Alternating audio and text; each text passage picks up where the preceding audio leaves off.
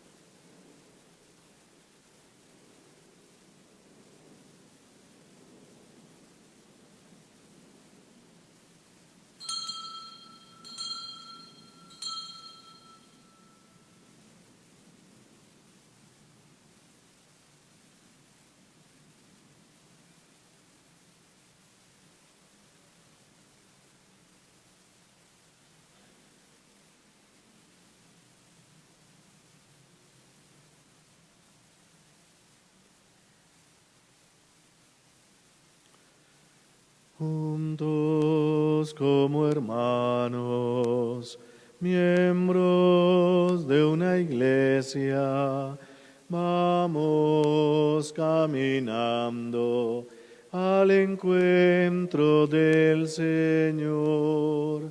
Un largo caminar por el desierto bajo el sol. No podemos avanzar sin la ayuda del Señor. Juntos como hermanos, miembros de una iglesia, vamos caminando al encuentro del Señor. Ofrecemos esta Eucaristía por el eterno descanso de Luz Alcira Contreras Cruz al cumplir 7 meses de fallecida, intención de Flor Cruz y familia. Y hoy en la iglesia celebramos la Jornada Mundial de los Enfermos, porque también se celebra la memoria de Nuestra Señora de Lourdes. En el nombre del Padre, y del Hijo, y del Espíritu Santo. Amén. La gracia de nuestro Señor Jesucristo, el amor del Padre y la comunión del Espíritu Santo estén con todos ustedes. Muy queridos hermanos, al comenzar esta celebración eucarística, pidamos a Dios que nos conceda la conversión de nuestros corazones. Así obtendremos la reconciliación y se acrecentará nuestra comunión con Dios y con nuestros hermanos.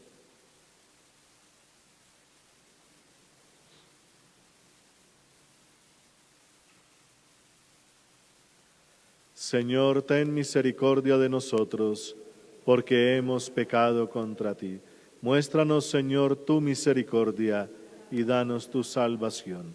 Dios Todopoderoso, tenga misericordia de nosotros, perdone nuestros pecados y nos lleve a la vida eterna. Amén. Señor, ten piedad. Señor, ten piedad. Cristo, ten piedad. Cristo, ten piedad. Señor, ten piedad. Señor, ten piedad. Oremos.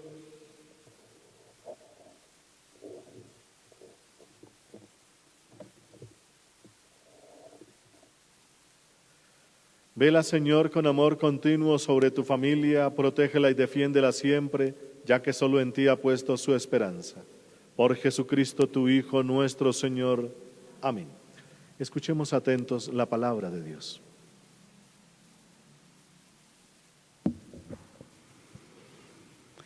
Del libro de los Reyes.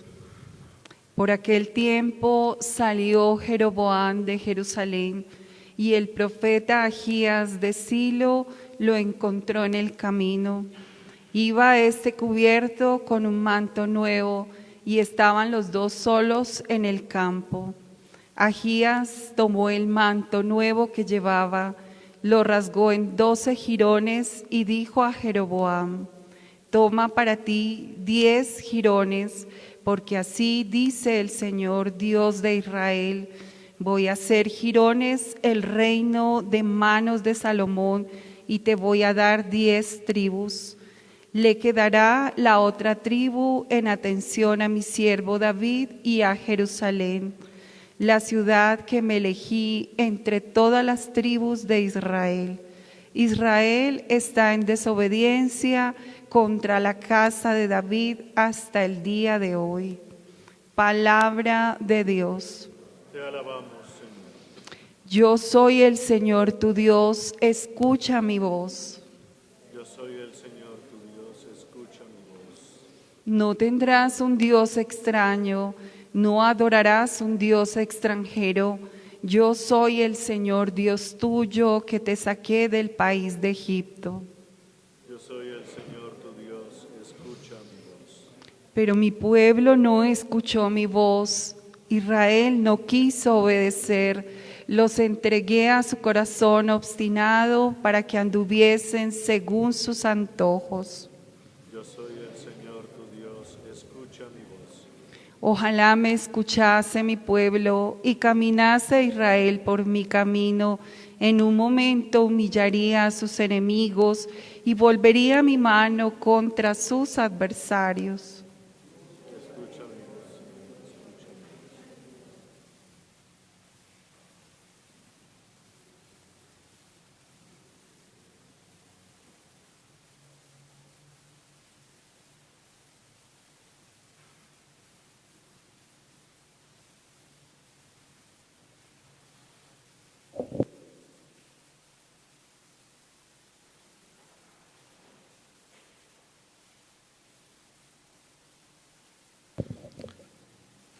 Gloria, gloria, aleluya. Gloria, gloria, aleluya. Gloria, gloria, aleluya. Jesús es el Señor. El Señor esté con vosotros. Lectura del Santo Evangelio según San Marcos.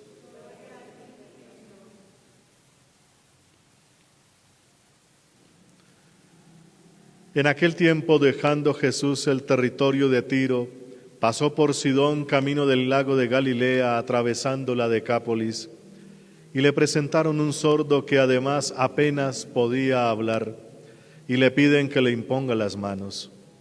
Él, apartándolo de la gente a un lado, le metió los dedos en los oídos, y con la saliva le tocó la lengua, y mirando al cielo, suspiró y le dijo: Éfeta, es decir, ábrete. Y al momento se le abrieron los oídos, se le soltó la traba de la lengua y hablaba sin dificultad. Él les mandó que no lo dijeran a nadie, pero cuanto más se lo mandaba, con más insistencia lo proclamaban ellos. Y en el colmo del asombro decían: todo lo ha hecho bien, hace oír a los sordos y hablar a los mudos. Palabra del Señor. Gloria a ti, Señor Jesús.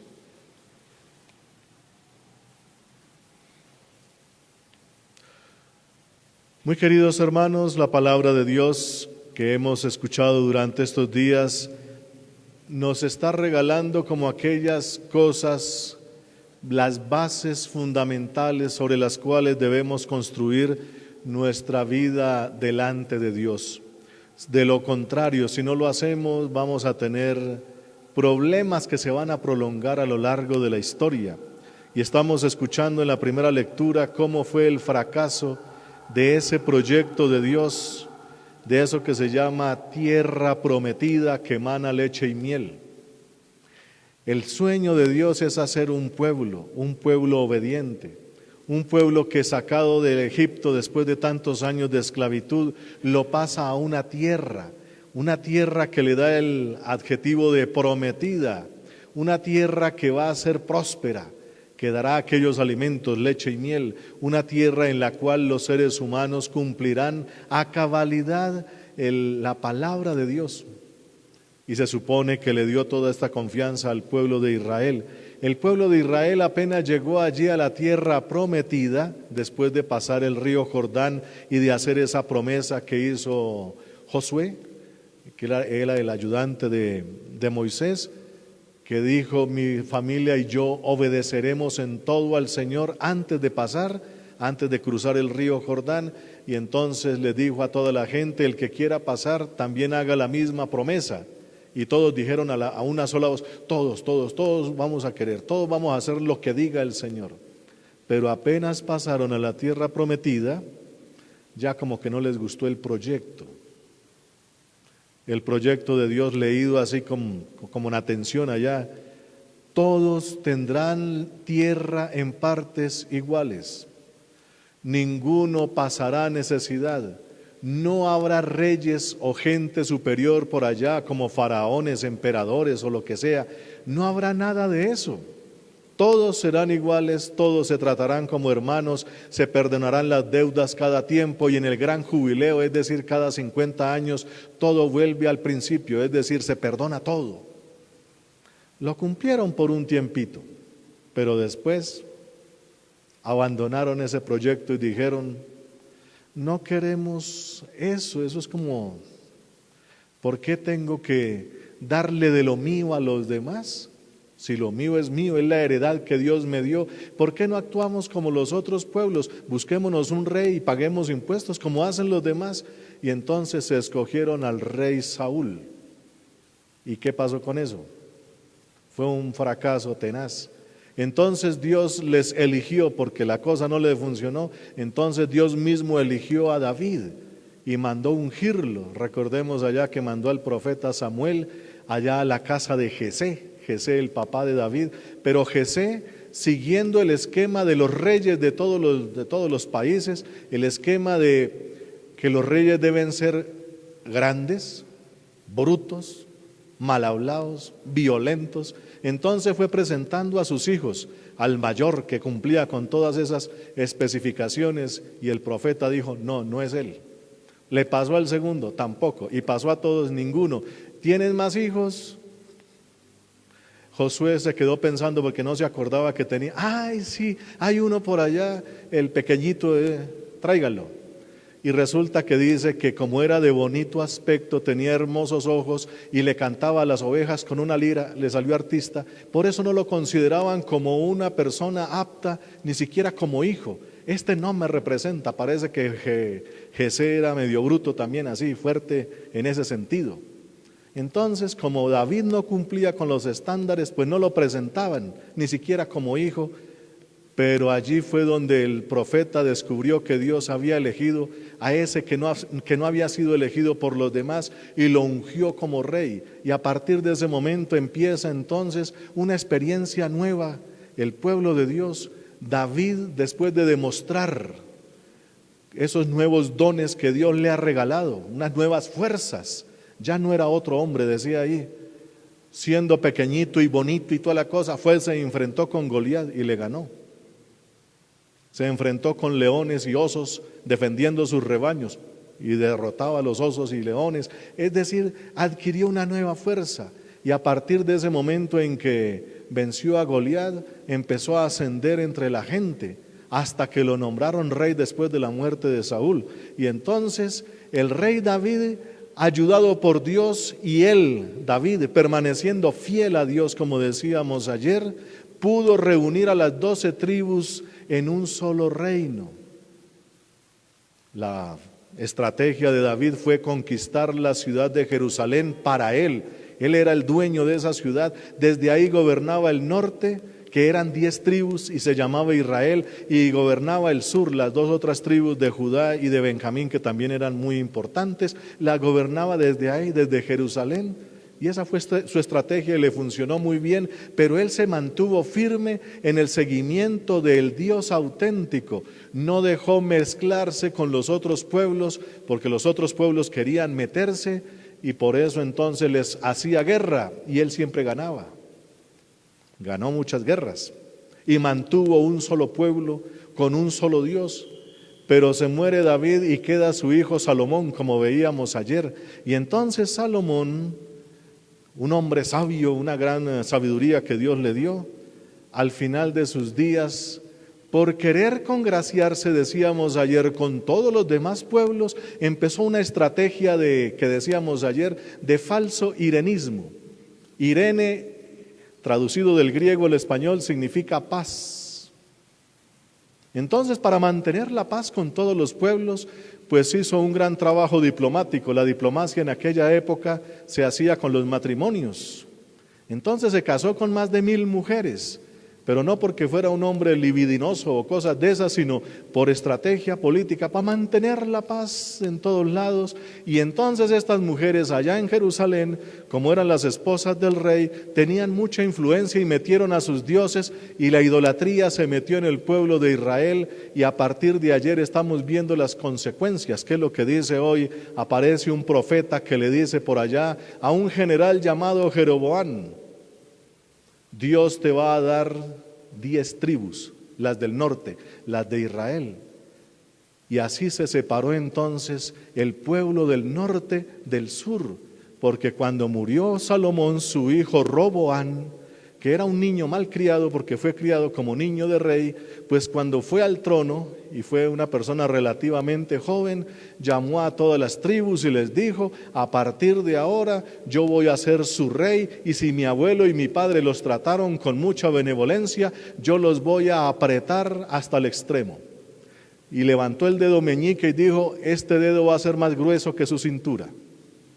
Pues a partir de ahí los jefes de las tribus de Israel, las 10 tribus del norte, dijeron: pues nos apartamos de este reino.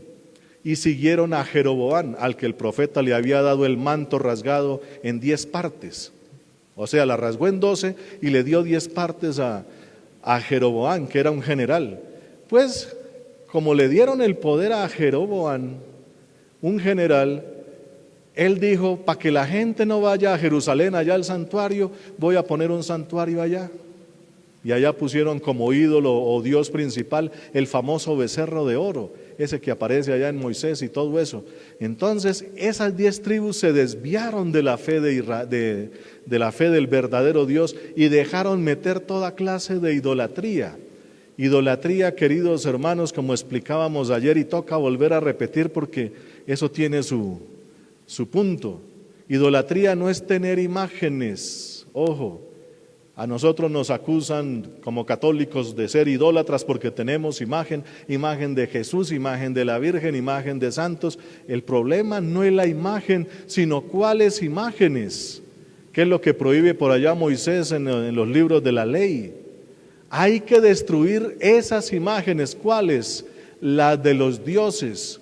Porque nuestro Dios es el Dios de la vida, el Dios de los vivos. Así como se le presentó Dios a Moisés en la zarza: yo soy el Dios de Abraham, Isaac y Jacob, porque ellos están vivos. Y así lo explicaba después Jesucristo: yo soy el Dios de tus padres y ellos están vivos. Entonces el Dios de la vida, como es el Dios de la vida y la vida es tan enorme, tan grande, tan hermosa, ese Dios no tiene imagen. En cambio, los otros pueblos tienen imágenes de sus dioses, y esos dioses son representación de aquellas cosas que en el ser humano se convierten en cosas malas, o son actos malos, por decirlo así. Y en religión, entonces, cada vez que veían una imagen de esas, tenían que hacer esas cosas malas para obedecer a ese Dios. Un poquito complicado, pero se explica rápido con el ejemplo. El Dios del vino, tenían una imagen de ese Dios, y para adorar a ese Dios tenían que embriagarse hasta perderse. De tanto hacer eso, la gente se daba cuenta que pues terminaban enfermos, se destruía la sociedad, se volvían violentos. Eso que produce el licor, pero en aquellas épocas el licor pues no conocían la raíz de la embriaguez, que es la fermentación y cosas de esas que se produce por el alcohol, generado por las bacterias de la levadura y estos procesos de fermentación. Ahora lo sabemos, en aquellas épocas no, es que ese Dios me poseyó y por eso yo actúo de esa manera. Lo veían así, y entonces cada vez que veían esa imagen, por ejemplo, de ese Dios, se comportaban así: embriagarse hasta perderse. Una cosa que ya sabemos que no es válida hacerlo. Entonces, imagínense el resto de dioses. El Dios de la guerra. Cada vez que veían el Dios de la guerra había que ofrecerle un sacrificio, había que ofrecerle uno de los soldados del otro bando que fueron capturados y sacarle el corazón y las tripas y la sangre, porque había que hacer eso. Había otro Dios llamado Moloch, nombrado ayer, al que se le inmolaban los niños y las niñas, los hijos. Entonces, cada vez que aparecía esa imagen, había que sacrificar a un chino o una china. Recordemos que cuando Dios le pidió un sacrificio a Abraham, lo primero que hizo Abraham fue hacer lo que hacían en su pueblo: sacrificar los hijos, y por eso fue a sacrificar a Isaac. Pero Dios le dijo: yo nunca he mandado a hacer eso, cuando estaba a punto de degollarlo. Es que el Dios que tiene Israel es otro muy diferente, el Dios de la vida, el Dios del poder, el Dios de la creación, que no manda a hacer ese tipo de cosas. Estaban los Baales, Astarte y otros dioses, que por allá entre los griegos se llama Venus, Afrodita, los dioses de la fertilidad, que después lo llamaron los dioses del amor, y bueno, y todas las cosas. Cada vez que veían esas imágenes, ¿qué había que hacer? Las famosas orgías sagradas, todo el mundo teniendo relaciones sexuales ahí porque así lo mandaban los dioses, porque había que fertilizar la tierra y los ganados. Así pues cualquier religión funciona, por decirlo así. Entonces, Dios nunca mandó a hacer eso. Pero el ser humano, para poder cumplir con esa cosa que tiene por allá por dentro, de adorar algo más grande que él, pues se fueron inventando eso. Dios nunca pidió, se fueron inventando. Cada cultura va inventando su Dios de acuerdo a lo que va experimentando. El Dios verdadero no pide hacer esas cosas, sino que se revela a los profetas, que es lo que tenemos nosotros. Entonces, la idolatría que se metió en el norte, allá con el general aquel, pues destruyó la raíz social, por decirlo así, que se guiaba por la ley de Moisés, y se inventaron otras leyes que eran con estas de idolatrías. Y las idolatrías, por lo general, cuando usted le pide a un Dios fama, fortuna, fertilidad y otras cosas, se olvida de la misericordia y el amor, y entonces empieza a meter muchas injusticias, entre ellas la de vender a los hermanos por un par de sandalias. Valía más una oveja que un ser humano. Ese es el problema de la idolatría. La idolatría deja meter unas cosas extrañas, olvidándose de la vida, del amor, la misericordia, el amor al hermano, todo eso que tenía Dios con el proyecto de la tierra prometida. Pues todo eso se perdió allá en esas tribus del norte. Pues Dios entregó al saqueo esas 10 tribus. 700 años antes de Cristo vinieron los asirios, el país del norte, y se lo llevó a todos, el gran exilio. Fueron todos llevados como esclavos a otro país, y por eso esa región quedó ahí vacía. Y después lo ocuparon un grupo que llamaron los samaritanos. Por eso los judíos no querían a los samaritanos, porque son gente extraña. Ahí hay de todo. ¿Qué es lo que nos dice hoy San Marcos? Jesús pasó por esa región, la Decápolis, una región que ya no es de los judíos, no se vive la palabra de Dios, sino que antes era tierra de Dios y ahora es tierra como extraña, por ahí. Pues por ahí se metió Jesús, y le presentan, porque ya tenía su fama, le presentan a un sordomudo. Una persona muda no es que sea muda por naturaleza, es que como es sordo jamás ha escuchado un sonido y no lo puede reproducir. Entonces le presentan a uno que en esa región jamás ha escuchado la palabra de Dios, y si no escucha la palabra de Dios, ¿qué puede hablar? Ese es el mensaje que nos trae entonces tanto la primera lectura como el evangelio que acabamos de escuchar aquí en Marcos capítulo 7. Cuando uno se aleja de Dios, y el pecado empezó por allá con Salomón, cuando se aleja del verdadero Dios y empieza a escuchar otras voces, decíamos ayer, mezclar la fe, eso es lo que se llama ser infiel, infiel a Dios. Empezar a mezclar la fe con otras cosas. Poníamos ayer el ejemplo de lo que pasó aquí en Colombia el siglo pasado, cuando surgió la ideología marxista, comunista y cosas de esas, y que algunos curitas de los nuestros empezaron a meter eso y mezclarlo con la teología y la doctrina católica. Pues algunos curas resultaron fundando grupos guerrilleros, y todavía tenemos las consecuencias, decíamos ayer. Realizaron con algunos maestros intelectuales y doctores de esas cosas una cosa que se llamó la teología de la liberación, que es una cosa ahí mezclada con ideología marxista, donde hay que ir a atacar al rico para darle al pobre, estilo Robin Hood más o menos. Y todavía tenemos las consecuencias, y fueron hechos por curitas nuestros. Entonces, cuando uno mezcla la fe, la verdadera fe, con otras cosas, pues salen unas cosas raras por ahí. Aquí nos está hablando no de que se mezcla la fe, algo más extremo, es que nunca se escuchó la palabra de Dios. Hay pueblos que no han escuchado jamás la verdadera doctrina que viene revelada por Dios a través de los profetas y que se encuentra en la Sagrada Biblia. Por ejemplo, hay otras religiones. Por ejemplo, escuché por ahí, o leí más bien, la religión budista. Dice, nosotros nunca hemos tenido experiencia de un Dios. Si ha habido un Dios, con nosotros permaneció en silencio, dice allá. Me parece muy honesto eso. La doctrina de los budistas es eso. Si hay un Dios, nunca nos ha hablado, ha permanecido en silencio. Y entonces nosotros, para encontrar el verdadero sendero, entonces hay que hacer el camino de la iluminación para llegar a un extremo llamado el nirvana, pero es una técnica mental para llegar a través de procesos de meditación trascendental a un nivel mental de no sé qué, donde las ondas del cerebro alfa se cambian a beta o beta a alfa, yo no sé cómo es eso, pero es un estado mental de una profunda tranquilidad. Ese es el budismo, digámoslo así a grandes rasgos, puede ser más, pero como que la esencia es eso. Es decir, como no hay una experiencia de un Dios personal por ahí, el mismo ser humano tiene que inventarse un camino. Y algunos maestros como Buda, pues ha hecho unos caminos que eso es lo que han dejado como herencia para las siguientes generaciones. Pero no aparece por ningún lado una relación de fraternidad con los otros, de salvación o dar la vida por los otros. Lo máximo que he leído en el budismo es que hay que tener una gran compasión con todos los seres. Y por eso muchos monjes andan con una escobita para barrer el piso, para ni siquiera pisar una hormiga, dicen ellos, porque hay que tener una gran compasión. Eso es lo que viven por allá.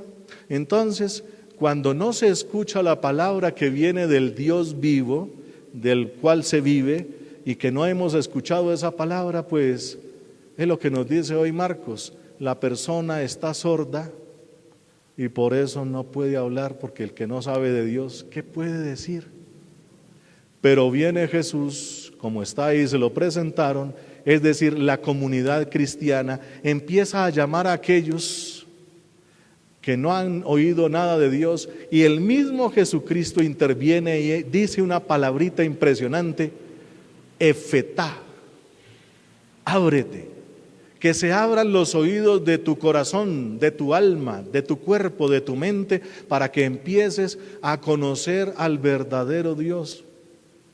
Entonces, es un proceso bastante bonito que nos está presentando hoy la palabra, especialmente aquí San Marcos.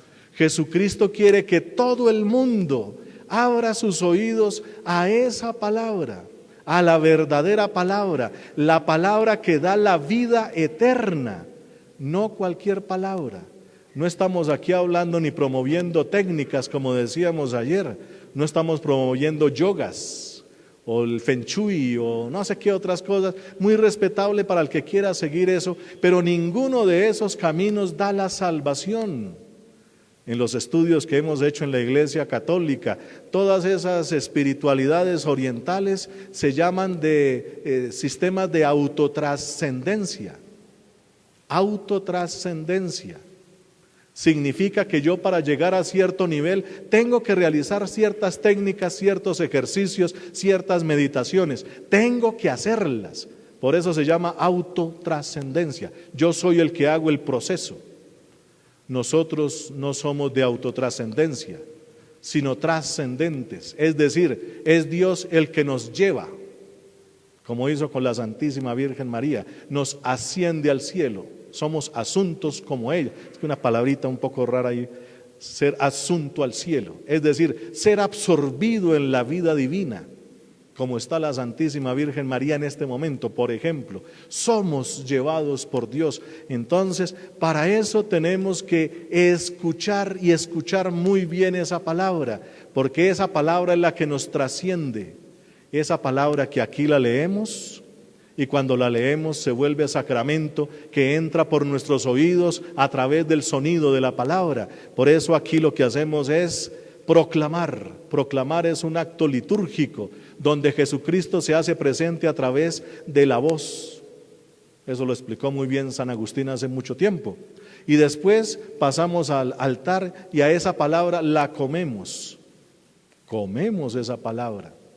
No es que hagamos nosotros nada raro o especial, lo raro lo hace Él. Todo lo hace Dios. Y por eso entonces San Marcos nos invita a que busquemos o dejemos buscar, más bien dejémonos llamar por Cristo. Otros que ya tienen la experiencia del Señor nos invitan a estar con ellos para escuchar la palabra y hacer ese proceso. Y la primera palabra que dice Jesús sobre nosotros es efetá, que se abran esos oídos. ¿Para qué? Para que esa vida divina que empieza a hacer su efecto, eso se llama gracia, después se pueda expresar. Nadie habla de lo que no sabe. Por eso hay que escuchar para poder hablar. Como decía una santa por ahí, Santa Teresa de Jesús, una española, me admira cuando leo las cartas de San Pablo. San Pablo menciona al Señor cada 3 frases. El Señor, o Jesús, Jesús, el Señor. Usted lea las cartas de San Pablo y de verdad, cada 3 frases está el nombre del Señor. Y la pregunta para nosotros sería, ¿nosotros sí nombramos al Señor? Si no lo nombramos, ¿por qué será? Para poder hablar de Dios, para poder siquiera nombrarlo, es porque ya lo tenemos por allá por dentro, como lo vivió San Pablo y lo escribió en la carta a los Gálatas. Ya no soy yo, es Cristo que vive en mí. Ese proceso hay que hacerlo para que después hablemos de Jesús, hablemos de la vida eterna, hablemos de la santidad, hablemos de las cosas que nos llevan hasta el cielo. ¿Sí hablamos de eso en nuestras conversaciones? ¿O cuál es el tema principal que domina mi vida? Porque como decía Jesús, de lo que hay en el corazón sale por la boca. De eso está hablando hoy la palabra de Dios. Queridos hermanos, nuestras conversaciones también tienen que ser condimentadas con Cristo. Y ojalá salga cada ratico. Si no hablamos de Cristo es porque estamos en la Decápolis. Es decir, esas 10 ciudades que allá palabra de Dios ya no existe. Y si no se escucha, pues mucho menos se podrá hablar de ello. Que ojalá nosotros no perdamos la capacidad de escuchar y mucho menos de hablar. Hay que hablar de Dios, porque como nos dijo San Pablo en la carta de los Romanos capítulo 10, si crees en tu corazón que Jesús es el Señor, serás justificado. Y si proclamas al Señor Jesús, serás salvado. Por algo lo dijo. Bendito sea el nombre del Señor. Amén.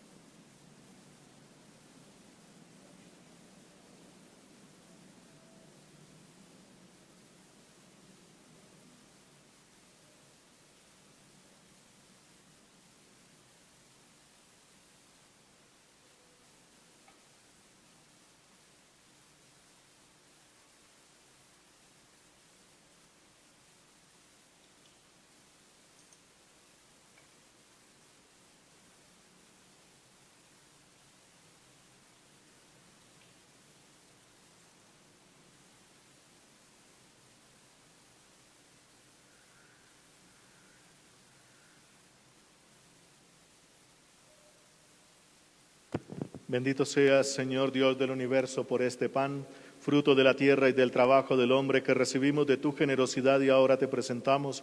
Él será para nosotros pan de vida. Bendito seas por siempre. Bendito seas, Señor Dios del universo, por este vino, fruto de la vida y del trabajo del hombre que recibimos de tu generosidad y ahora te presentamos. Él será para nosotros bebida de salvación. Bendito seas por siempre.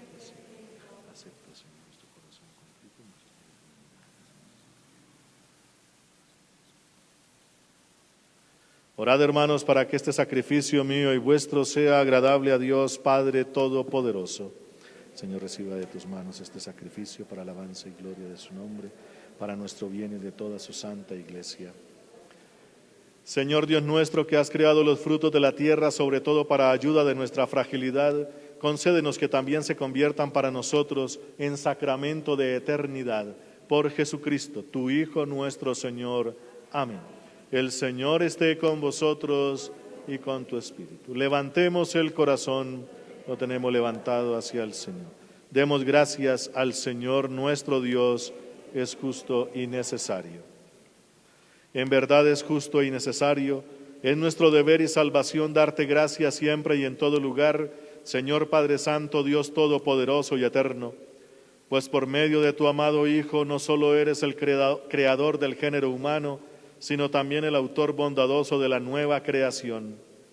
Por eso con razón te sirven todas las criaturas, con justicia te alaban los redimidos y unánimes te bendicen tus santos. Con ellos también nosotros, unidos a todos los ángeles, cantamos tu gloria gozosos diciendo: Santo, santo, santo, santo es el Señor, Dios del universo, santo es el Señor. Hosana en el cielo, hosana en la tierra, bendito el que viene en nombre del Señor. Hosana en el cielo, hosana en la tierra, bendito el que viene en nombre del Señor. Santo eres en verdad, Padre, y con razón te alaban todas tus criaturas, ya que por Jesucristo, tu Hijo y Señor nuestro, con la fuerza del Espíritu Santo das vida y santificas todo, y congregas a tu pueblo sin cesar, para que ofrezcan tu honor un sacrificio sin mancha, desde donde sale el sol hasta el ocaso. Por eso, Padre, te suplicamos que santifiques por el mismo Espíritu estos dones que hemos separado para ti, de manera que se conviertan en el cuerpo y la sangre de Jesucristo, Hijo tuyo y Señor nuestro, porque Él nos mandó celebrar estos misterios. Él mismo, la noche en que iba a ser entregado, tomó pan, dando gracias te bendijo, lo partió y lo dio a sus discípulos, diciendo: tomad y comed todos de él, porque esto es mi cuerpo, que será entregado por vosotros.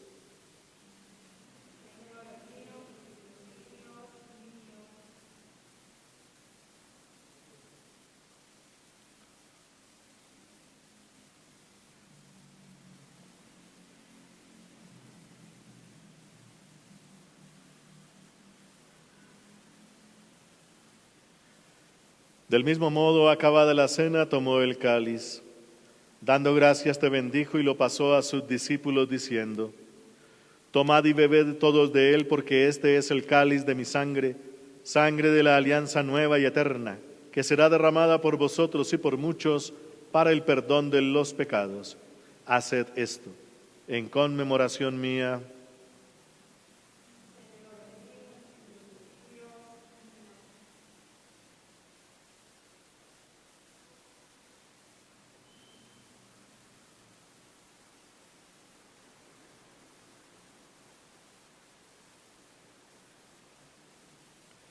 Este es el sacramento de nuestra fe. Anunciamos tu muerte, proclamamos tu resurrección. Ven, Señor Jesús.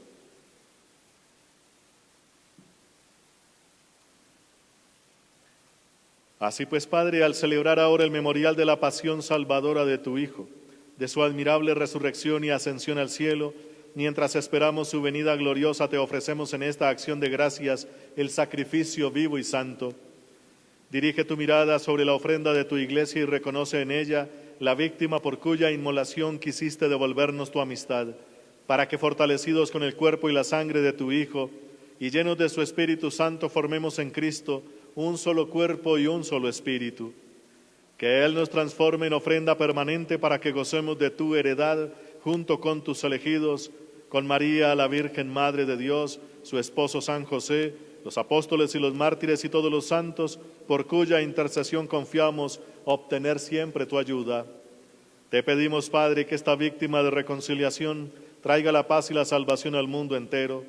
Confirma en la fe y en la caridad a tu iglesia peregrina en la tierra, a tu servidor el Papa Francisco, a nuestro obispo Monseñor Francisco Antonio Nieto Súa, al orden episcopal, a los presbíteros, a los diáconos y a todo el pueblo redimido por ti.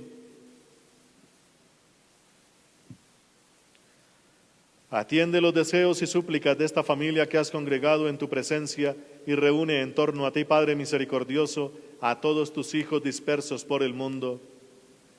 A nuestros hermanos difuntos, y oramos especialmente por Luz Alcira Contreras Cruz al cumplir 7 meses de fallecida, y a cuantos murieron en tu amistad, recíbelos en tu reino, donde esperamos gozar todos juntos de la plenitud eterna de tu gloria, por Cristo Señor nuestro, por quien concedes al mundo todos los bienes.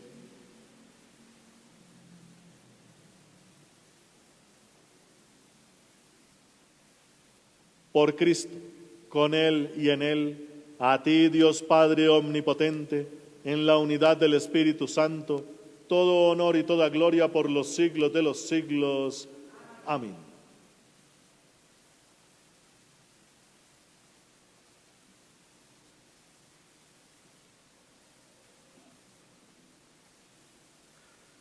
Fieles a la recomendación del Salvador y siguiendo su divina enseñanza, nos atrevemos a decir: Padre nuestro, que estás en el cielo, santificado sea tu nombre. Venga a nosotros tu reino. Hágase tu voluntad en la tierra como en el cielo. Danos hoy nuestro pan de cada día. Perdona nuestras ofensas, como también nosotros perdonamos a los que nos ofenden. No nos dejes caer en la tentación y líbranos del mal. Líbranos, Señor, de todos los males y concédenos la paz en nuestros días, para que, ayudados por tu infinita misericordia, vivamos siempre libres de pecado y protegidos de toda perturbación, mientras esperamos la venida gloriosa de nuestro Dios y Salvador Jesucristo. Tuyo es el reino, tuyo el poder y la gloria por siempre, Señor. Señor Jesucristo, que dijiste a tus apóstoles: la paz os dejo, mi paz os doy. No tengas en cuenta nuestros pecados, sino la fe de tu Iglesia, y conforme a tu palabra concédele la paz y la unidad, tú que vives y reinas por los siglos de los siglos. Amén. La paz del Señor esté siempre con vosotros y con tu espíritu. Como hijos de Dios, intercambiemos un gesto de paz.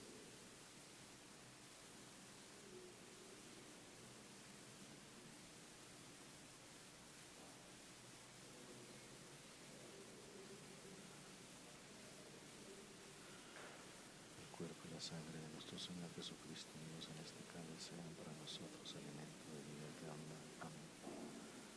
Cordero de Dios, que quitas el pecado del mundo, ten piedad de nosotros. Cordero de Dios, que quitas el pecado del mundo, ten piedad de nosotros.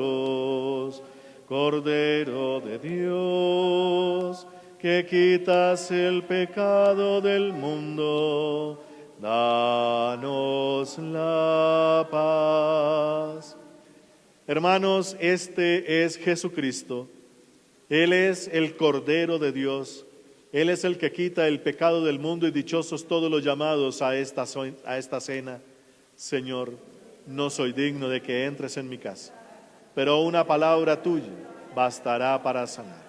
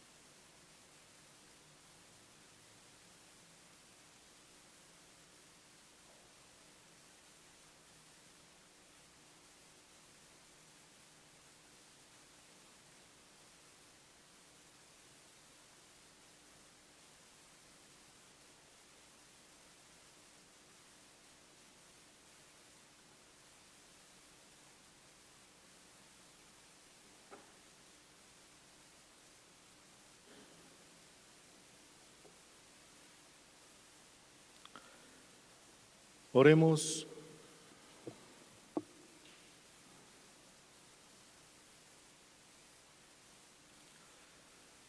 Oh Dios, que has querido hacernos partícipe de un mismo pan y un mismo cáliz, concédenos vivir tan unidos en Cristo, que fructifiquemos con gozo para la salvación del mundo. Por Jesucristo, tu Hijo, nuestro Señor. Amén. El Señor esté con vosotros y con tu espíritu. Y la bendición de Dios Todopoderoso, Padre, Hijo y Espíritu Santo, descienda sobre vosotros y permanezca para siempre. Amén. Podéis ir en paz. Demos gracias a Dios.